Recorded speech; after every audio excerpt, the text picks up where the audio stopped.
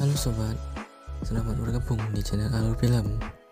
Di video kali ini, Mimin akan membahas sebuah film yang menceritakan seorang sniper akan menjalankan tugasnya membasmi para komplotan pengedar narkoba di Kolombia. Sebelum memulai video ini, jangan lupa gunakan handset, ambil napas, dan yang paling penting, buka mata kalian. Jika kalian masih merem, tentunya kalian akan mendengar suara saja. Jika iklan lewat, biarkan saja. Itu adalah nyawa bagi saya. Sebelum memulai video ini, alangkah baiknya kita intro dulu.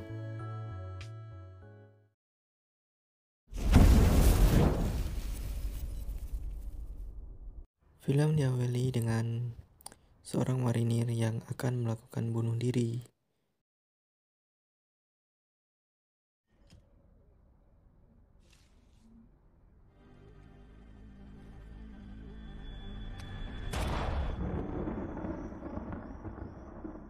Oke, sekarang kita berpindah kepada kembaran saya, yaitu Brandon.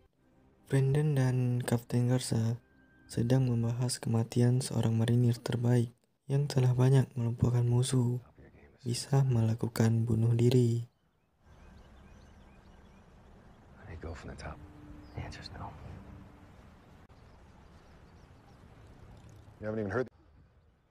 Kemudian Kapten Garza menyuruh Brandon membantu anggotanya menyelesaikan tugas di Bogota, Kolombia untuk membasmi para pengedar narkoba.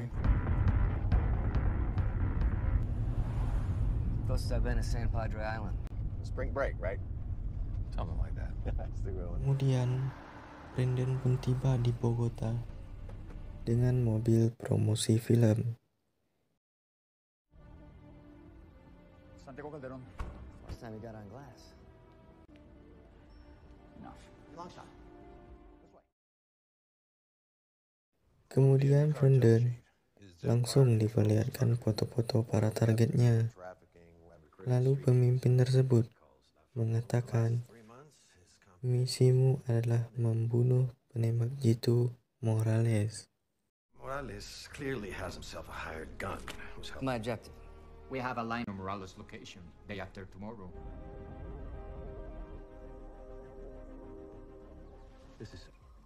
Keesokan harinya, Brandon dan satu temannya, kita panggil saja Jamal, telah berada di hutan dan memantau keberadaan target.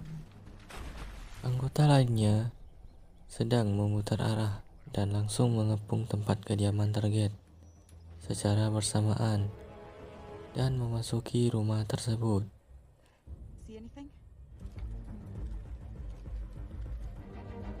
Tetapi apa yang terjadi? Bom pun meledak dan membuat mereka terpental. Banyak korban akibat ledakan tersebut.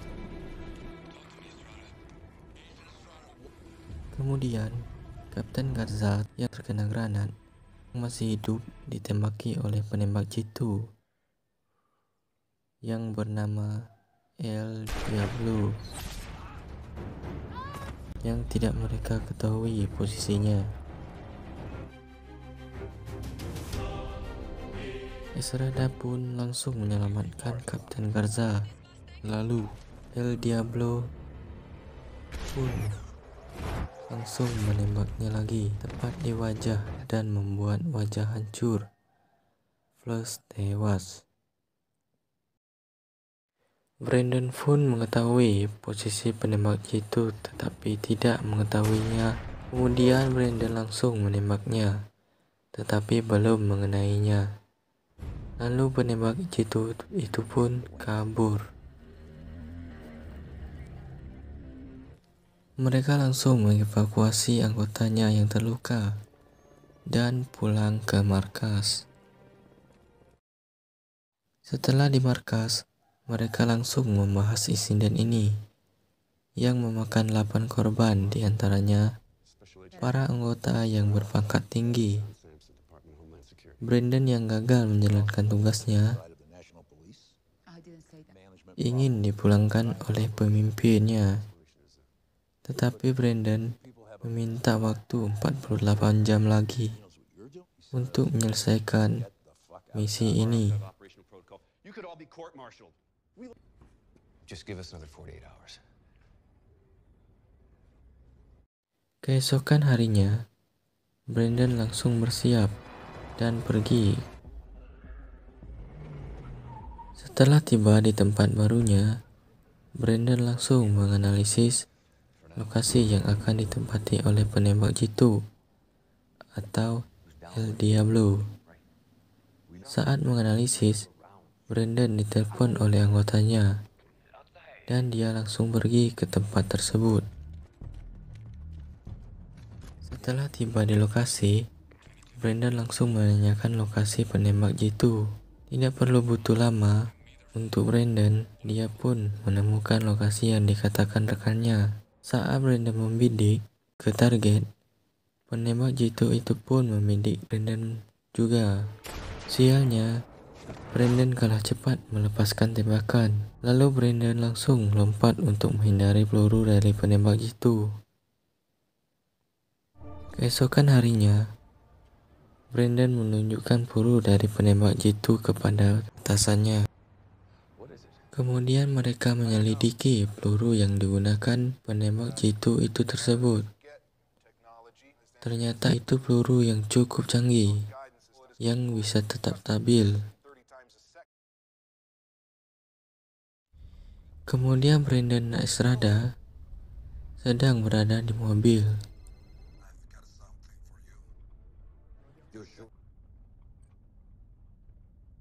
Tiba-tiba, salah satu mobil yang langsung menabrak mereka. Ternyata mereka anak buah dari Morales. Dan terjadi tembakan. Kemudian, Estrada pergi menuju tempat kediaman pacar Morales. Setelah Brandon menghabisi semua anak buah Morales, dia kembali ke mobil dan melihat pesan di ponsel yang bertujuan ke rumah pacar Morales.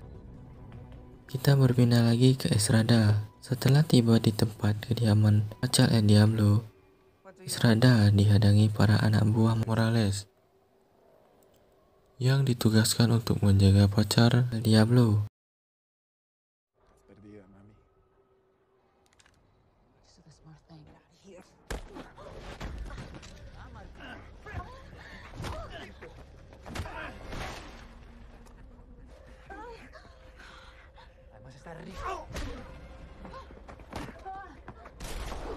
Untung Brandon tiba di waktu yang tepat dan langsung menghabisi mereka. Saat Estrada menahan salah satu anak buah Morales yang masih hidup, tiba-tiba pacar El Diablo menyuruh Estrada melepaskannya sambil menodong senjata. Kemudian Brandon datang dari belakang dan menodong balik. Kemudian mereka berhasil melumpuhkan pacar El Diablo dan mengambil kalung yang berisi foto El Diablo. Lalu mereka berdua pergi ke tempat Carlos. Lalu mereka menanyakan siapa rekan Morales lainnya. Setelah mengetahui itu, Brandon dan Estrada langsung membunuh semua yang dibilang Carlos tadi.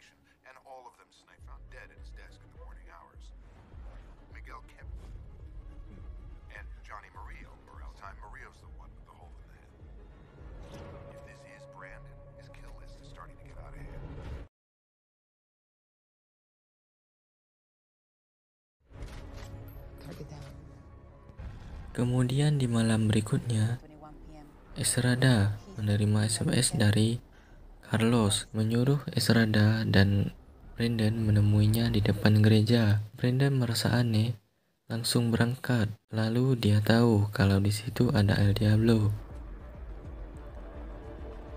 Kemudian mereka mencari posisi untuk membunuh El Diablo. Setelah lama menunggu, mereka melihat ada sebuah mobil yang berhenti. Setelah mobil itu pergi, ternyata ada Carlos yang digantung untuk menjadi umpan.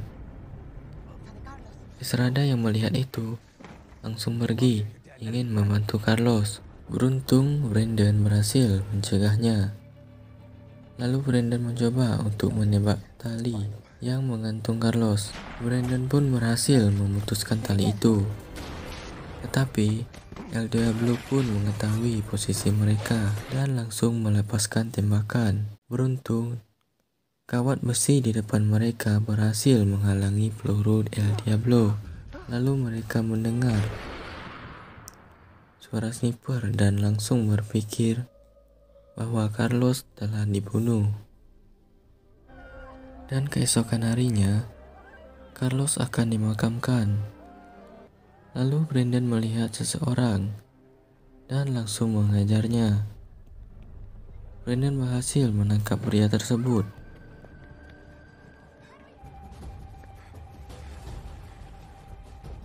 Dan meminta pria itu membantunya untuk membunuh El Diablo. Pria itu pun menolaknya. Setelah Brandon mengatakan bahwa dia akan melindungi pria tersebut, pria itu pun mau bekerja sama. Setelah mendapatkan informasi dari pria tersebut, Brandon dan anggotanya langsung pergi ke tempat kediaman Morales, lalu menangkap mereka semua, kecuali El Diablo.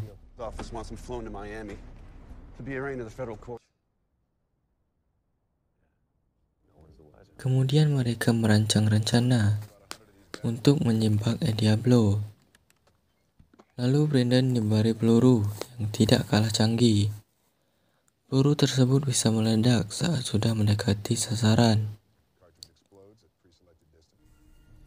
Tiba saatnya Morales akan dibawa ke persidangan.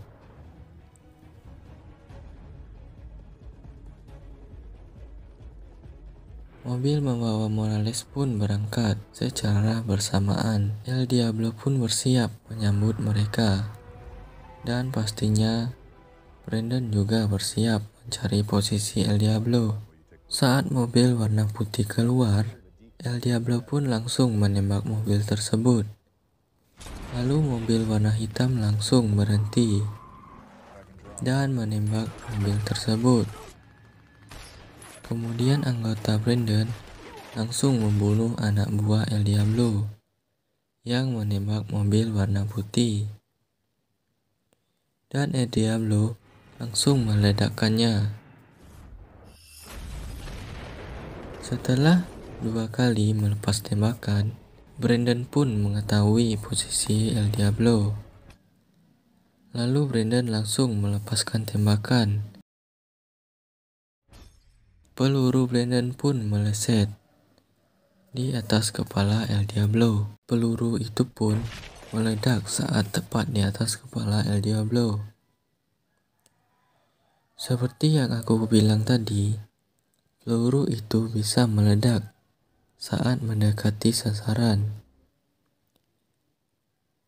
Setelah semuanya selesai, sekarang giliran John yang ditangkap. Ternyata dia adalah salah satu bagian yang memberi informasi kepada El Diablo. Di sini Mimin akan sedikit menjelaskan bahwa mobil yang berwarna putih yang ditembak oleh El Diablo itu hanya mobil untuk memancing El Diablo. Mobil tersebut dikendalikan oleh remote supaya El Diablo terpancing, dan si John memberi informasi kepada El Diablo. Cukup sekian videonya. Jangan lupa untuk mengklik tombol subscribe dan klik tombol like. Jika ada saran video, silakan komen di kolom komentar.